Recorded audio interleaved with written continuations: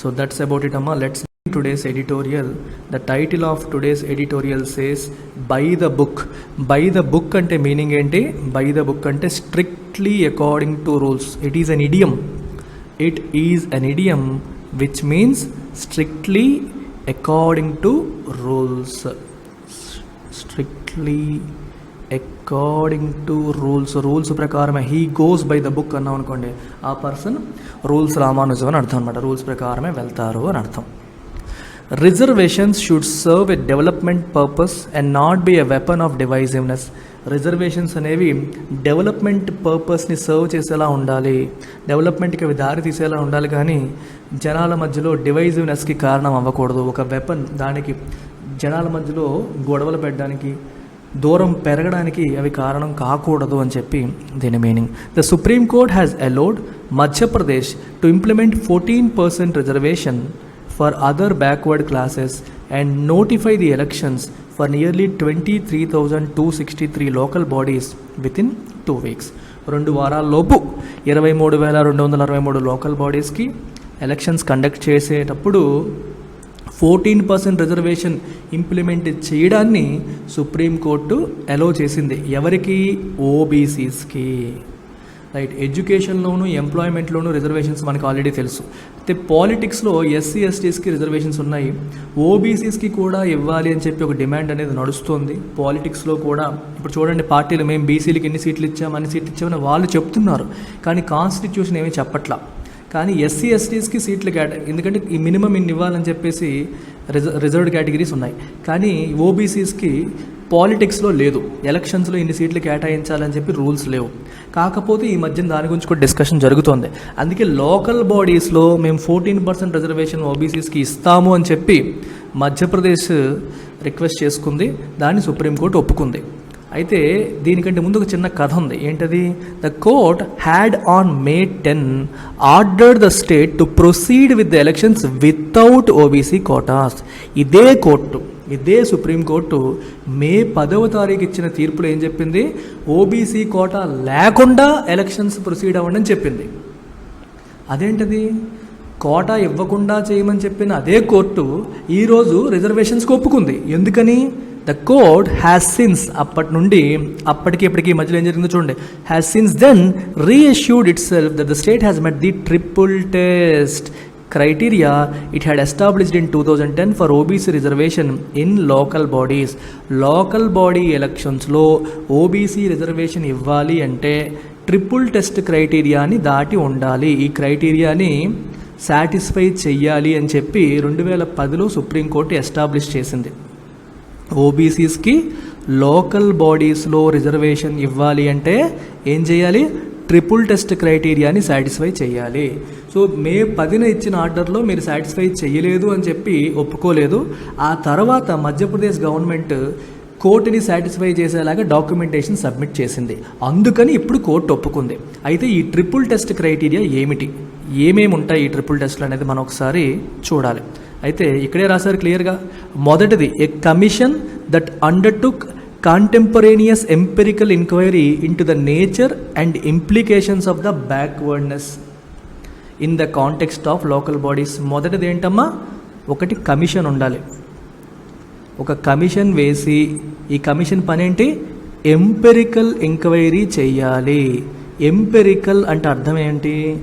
Empirical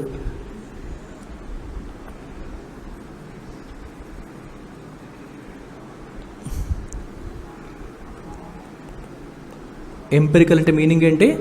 based on verifiable facts. Based on verifiable facts అలాంటి దాన్ని మనం ఎంపెరికల్ అంటాం. థియరిటికల్ వేరు, ఎంపెరికల్ వేరు. థియరిటికల్ అంటే ఏదో లాజిక్ని బేస్ చేసుకొని, ఆలోచన బేస్ చేసుకొని, ఐడియాని బేస్ చేసుకొని. ఎంపెరికల్ అన్నామంటే మాకు ఇవన్నీ కాదండి, ఫ్యాక్ట్స్ చెప్పండి. ఎంపెరికల్గా మీరు రోడ్డు మీదకి వెళ్ళి చెప్పండి అంటే మీరు నిజంగా వెళ్ళి అబ్జర్వ్ చేసి something that can be observed, something that can be verified, దాన్ని మనం ఎంపెరికల్ అంటాం. ఒక కమిషన్ వేసి ఎంపెరికల్ ఎంక్వైరీ జరగాలి అంటే కమిషన్ తిరిగి అబ్జర్వేషన్స్ని గ్యాదర్ చేయాలి, కైండ్ ఆఫ్ సర్వే లాగా చేసి అబ్జర్వేషన్స్ని గ్యాదర్ చేసి వెరిఫైయబుల్ ఫ్యాక్ట్స్ని గ్యాదర్ చేసి రిపోర్ట్ సబ్మిట్ చేయాలి. ఈ కమిషన్ యొక్క రిపోర్ట్ దేని మీద? On the nature and implications of backwardness. And అర్థం ఏంటి? లోకల్ బాడీస్లో ఓబీసీస్కి రిజర్వేషన్స్ ఇవ్వకపోవడం వల్ల ఎటువంటి నష్టాలు జరుగుతున్నాయి, ఒకవేళ వాళ్ళకి రిజర్వేషన్ ఇస్తే ఎటువంటి ఉపయోగం జరగవచ్చు అనే అంశం పైన ఎంపెరికల్ డేటా సబ్మిట్ చేయాలి. Which means these people have to go to different places, collect facts, observable facts, కోర్టుకి ప్రూవ్ చేయగలిగే ఫ్యాక్ట్స్, వెరిఫై చేయగలిగే ఫ్యాక్ట్స్ని గ్యాదర్ చేసి రిపోర్ట్ సబ్మిట్ చేయాలి. ఇది ఫస్ట్ ఆస్పెక్ట్, ట్రిపుల్ టెస్ట్లో మొదటి టెస్ట్ అది. రెండవది ఏంటి? Breakup of the reservation local body wise. Local body wise breakup of reservation. Breakup అంటే అర్థం ఏంటి? ఎవరికి ఎన్ని ఇస్తున్నారు, ఎవరికి ఎన్ని ఇస్తున్నారు అంటే ఏ కాస్ట్కి ఏ కేటగిరీకి ఎన్ని రిజర్వేషన్స్ ఇస్తున్నారు అని చెప్పి బ్రేకప్ చేసి చెప్పాలి. ఓకే, ఈ కాస్ట్కి ఎంత, ఆ కాస్ట్కి ఎంత, ఆ కాస్ట్కి ఎంత, ఓవరాల్గా ఎంత. మూడవది 50% సీలింగ్ పెంచకూడదు. మీరు వాళ్ళకి వాళ్ళకి ఇచ్చే రిజర్వేషన్స్ అన్నీ కలిపి 50% పెంచకూడదు. 100 సీట్లు ఉన్నాయనుకోండి, 50 వరకే మీరు రిజర్వ్ చేయొచ్చు, ఒక 50 ఓపెన్ కేటగిరీలో ఉండాలి. So these are the 3 tests అనమాట. ఈ 3 టెస్ట్లు దాటితే ప్రాబ్లం లేదు. మూడో చూసారా, adherence to 50% ceiling on quotas. Madhya Pradesh had already provided for reservation for women besides scheduled castes and scheduled tribes. Scheduled caste ki, scheduled tribes ki, women ki already provide chesindi, and its proposed quota for OBCs is 14% to keep the aggregate within 50% ceiling. ఇప్పుడు proposed quota ఎంత? 14%. So ఈ 14% కలిపినా సరే 50% ceiling మెంచదు, కాబట్టి problem లేదు. The state has convinced the court that it had indeed met the triple test మేము meet అయ్యామని చెప్పి convince చేసింది. But the validity and accuracy of the commission report remain open to further judicial scrutiny.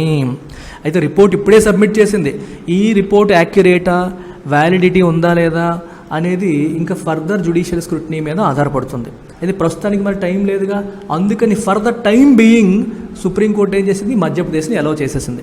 కానీ రేపొద్దున్న ఈ రిపోర్ట్లో accuracy లేదనుకోండి, problem లేదనుకోండి, ఎవరైనా ఈ తీర్పుని ఛాలెంజ్ చేశారనుకోండి, అప్పుడు supreme court will be ready to modify it's verdict. ఆ మాట కూడా చెప్పేసింది. ఇప్పటికీ మీరు ఇచ్చిన ఇన్ఫర్మేషన్ ప్రకారం మేము అలౌ చేస్తున్నాము.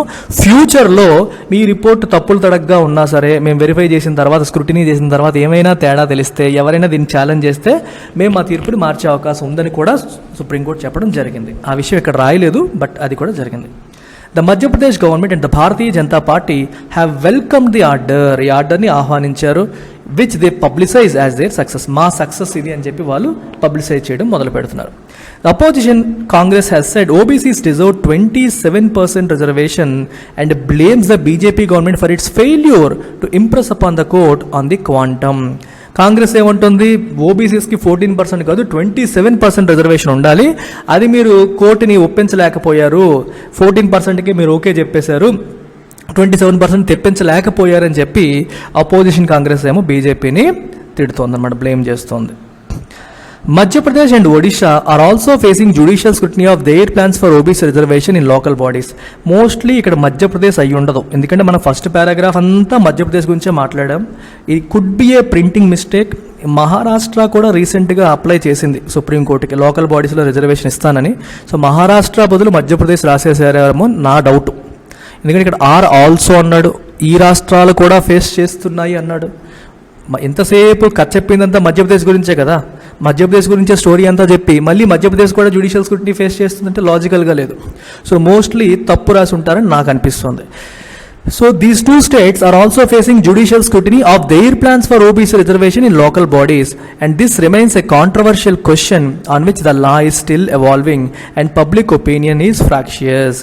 సో ఈ రాష్ట్రాలు కూడా జ్యుడిషియల్ స్క్రూటినీ ఫేస్ చేస్తున్నాయి. ఓబీసీ రిజర్వేషన్ ఇవ్వాలా లేదా లోకల్ బాడీస్ విషయంలో. ఈ విషయంలో ఒక స్ట్రాంగ్ చట్టం అనేది ఇంకా లేదు. Law is evolving. Public opinion కూడా క్లియర్గా లేదు, ఒక్కొక్కరు ఒక్కో రకంగా ఉన్నారు, అన్రూలీగా ఉన్నారు. సో పబ్లిక్ ఒపీనియన్ కూడా యూనిఫామ్గా లేదు, లా ఫైనలైజ్ అవ్వలేదు, ఈజ్ ఎవాల్వింగ్. ఎవాల్వ్ అవుతుందంటే అర్థం ఏంటి? ఇంకా డెవలప్ అవుతుంది, లా ఇంకా ఫైనలైజ్ అవ్వలేదు అని అర్థం అనమాట. Something that is not finalise is still evolving. Something that is not finalized and is still evolving అని మీనింగ్ అనమాట. That is the meaning of evolving. Develop అవుతోంది, రెడీ అవ్వలేదు, కంప్లీట్ కాలేదు అనే మీనింగ్ అక్కడ వస్తుంది. ఓకే.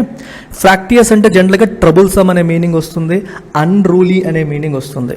సో పబ్లిక్ ఒపీనియన్ ఒక సిస్టమేటిక్గా లేదు, యూనిఫామ్గా లేదు అని మీరు తీసుకోవచ్చు. The court has held that the criteria for reservation in job and education which is social and educational backwardness need not be applied for reservation in local bodies. Social and ఎడ్యుకేషనల్ బ్యాక్వర్డ్నెస్కి ఉన్న క్రైటీరియా ఏదైతే ఉందో అర్థమవుతుందో మనకి. ఏంటి social and educational backwardness, దానికి ఉన్న క్రైటీరియాని తీసుకొచ్చి అంటే ఎంప్లాయ్మెంట్లోను, చదువులోను, ఎడ్యుకేషన్లోను ఇచ్చే క్రైటీరియాని లోకల్ బాడీ రిజర్వేషన్స్కి అప్లై చేయకూడదు, చేయాల్సిన అవసరం లేదని కోర్టు చెప్పింది. Backwardness to be established for political reservation can be of different nature.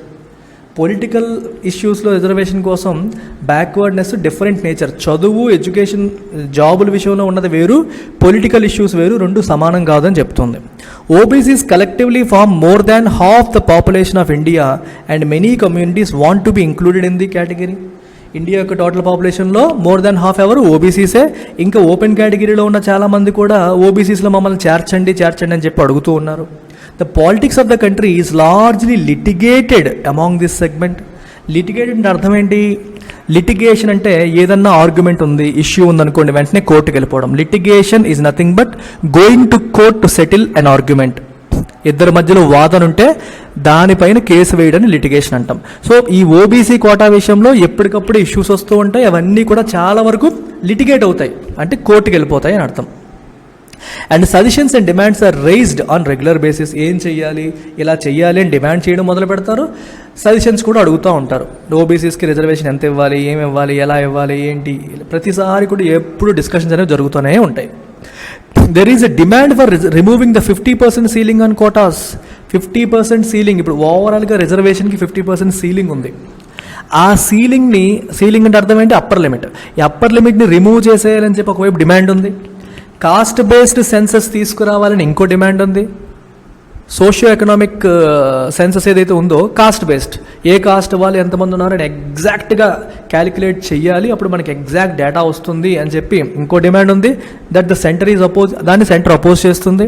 But క్లామర్ for which is growing. కానీ కాస్ట్ బేస్డ్ సెన్సస్ కావాలి అని చెప్పి ప్రజల్లో గోల్ అనేది పెరుగుతుంది. క్లామర్ అంటే ఒక లౌడ్ రిక్వెస్ట్ అనమాట, అదేమో పెరుగుతూ ఉంది. కాస్ట్ బేస్డ్ సెన్సస్ చేయాలి అని చెప్పి అడుగుతున్నారు. అండ్ రిజర్వేషన్ ద ప్రైవేట్ సెక్టార్లో కూడా రిజర్వేషన్స్ ఇవ్వాలని చెప్పి కూడా అడుగుతున్నారు. ఇప్పుడు ప్రైవేట్ సెక్టార్లో లోకల్స్కి రిజర్వేషన్ అని చెప్పి ఆంధ్రప్రదేశ్, హర్యానా లాంటి కొన్ని రాష్ట్రాలు తీసుకొచ్చాయి. అంటే లోకల్స్కి మినిమం ఎంత ఇవ్వాలి, ఇన్ని పోస్టులు లోకల్కి ఇచ్చేయాలని చెప్పి కొన్ని రాష్ట్రాలు చట్టాలు చేశాయి. ఇలాంటివి జరుగుతున్నాయి. వీటితో పాటు దాంట్లో కూడా కాస్ట్ బేస్డ్ రిజర్వేషన్ ప్రైవేట్ సెక్టర్లో కూడా తీసుకురావాలి కూడా డిమాండ్లు ఉన్నాయి. అంటే ఇవన్నీ ఏంటంటే రకరకాల డిమాండ్స్, రకరకాల discussions which are going on, finalise కాలేదు. వీటన్నిటిపైన డిస్కషన్స్ అనేవి జరుగుతూ ఉన్నాయి. While quotas have proven to be an effective instrument of empowerment and justice, competitive politics around them often leads to a paralysis of politics and governance. Quotas అనేవి effective instrument of empowerment and justice కింద పనిచేసాయి. Yes, ఎంపవర్మెంట్కి help చేసే, న్యాయం చేయడానికి quotas help. Quota అంటే reservation, ఏ వెనుకబడిన వర్గాల్ని ఎంపవర్ చేయడానికి, వాళ్ళకి న్యాయం కలిగించడానికి ఎఫెక్టివ్ టూల్స్ కింద రిజర్వేషన్స్ అనేవి డెఫినెట్గా హెల్ప్ చేసినప్పటికీ ఈ రిజర్వేషన్స్ని బేస్ చేసుకొని రాజకీయ పార్టీలు ఉంటాయి చూడండి, కాంపిటేటివ్ పాలిటిక్స్, ఒకరితో ఒకరు పోటీ చేసి మాకివ్వాలి అని చెప్పి ఎంత ఇస్తారా అంత ఇస్తారని చెప్పి వీళ్ళు గొడవలు పెట్టడం వల్ల ఏమవుతుంది? It leads to paralysis of politics and governance and politics యొక్క పెరాలసిస్ అంటే అర్థమైంది, ఒక మనిషికి పెరాలసిస్ వస్తే ఏం చేస్తాడు? కాళ్ళు చేతులు పడిపోతాయి. అంటే గవర్నెన్స్ ఆగిపోవడం, పాలిటిక్స్ని ఇబ్బంది పెట్టే పరిస్థితికి దారితీస్తుంది.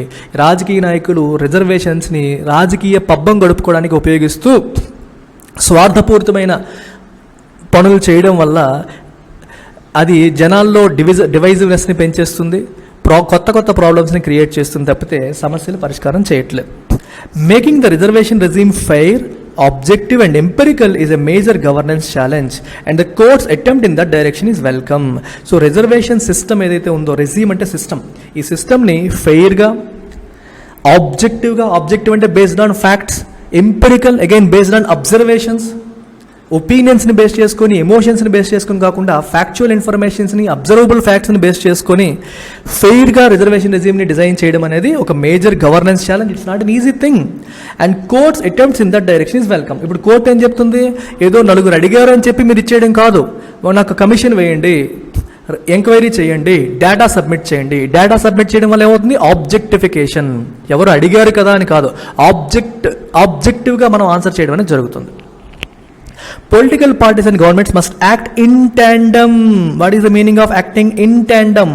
ఇద్దరు ఇన్ స్టెప్ అనమాట, వాళ్ళు వీళ్ళు ఒకే స్టెప్లో వెళ్ళాలి.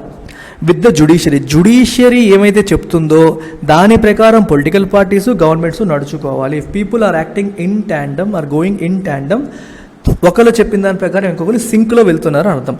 So that reservation programs do not turn divisive. అప్పుడు జుడిషియరీ చెప్పినట్టుగా పొలిటికల్ పార్టీస్, గవర్నమెంట్స్ నడుచుకుంటే రిజర్వేషన్ ప్రోగ్రామ్స్ అనేవి ప్రజల మధ్యలో డివిజన్స్కి దారి తీయవు, but serve a development purpose. ఆ వెనుకబడిన వర్గాల డెవలప్మెంట్ పర్పస్కి అవి హెల్ప్ అవుతాయి. కోర్టు చెప్పిన ప్రకారం వెళ్ళిపోతే గొడవ ఉండదు. అలా కాకుండా రాజకీయ నాయకులందరూ కూడా వాళ్ళ పబ్బం గడుపుకోవడానికి ఒకరిపైన ఒకరు విమర్శలు చేసుకుంటూ వెళ్తే ఏమవుతుంది, సొసైటీలో divisions, cost based divisions reservation వల్ల వచ్చేసే అవకాశాలు అనేవి ఉంటాయి. అలా రాకుండా చూడాలి అంటే జుడిషియరీ చెప్పిన దాని ప్రకారం రాజకీయ పార్టీలు, గవర్నమెంట్స్ నడుచుకోవాలి. They must act in tandem with the judiciary అని దీని యొక్క మీనింగ్ అనమాట. So simple and easy edit. And before I close I would like to tell you about our English specific course. ఇది యూపీఎస్సీ యాస్పిరెంటే కాదు, UPSC యాస్పిరెంట్స్కి, బ్యాంక్ యాస్పిరెంట్స్కి, ఎస్ఎస్సి సిజిఎల్ యాస్పిరెంట్స్కి, RBI grade B, any competitive exam అందరికీ help అవుతుంది. దీంట్లో reading comprehensions, para jumbles, one word substitutes, idioms, phrasal verbs, all basic grammar, error spotting, cloze test, ఇలా ఒకటి కాదు రెండు కాదు అన్ని all types of models are covered in live classes. Recorded కాదమ్మా, లైవ్ క్లాసెస్లో కవర్ చేయడం జరుగుతుంది. And this course comes with lifetime validity. ఎంత ఫీజు అమ్మా? కేవలం 22,000 రూపాయలు మాత్రమే. కాకపోతే ఇది కూడా రేపటి వరకు మాత్రమే. సో ఎల్లుండి నుంచి ఫీజు పెరుగుతుంది. ఫీజు 22nd నుంచి 3,000 అవుతుంది. So use this opportunity, call this number and join this particular course. Take care, by.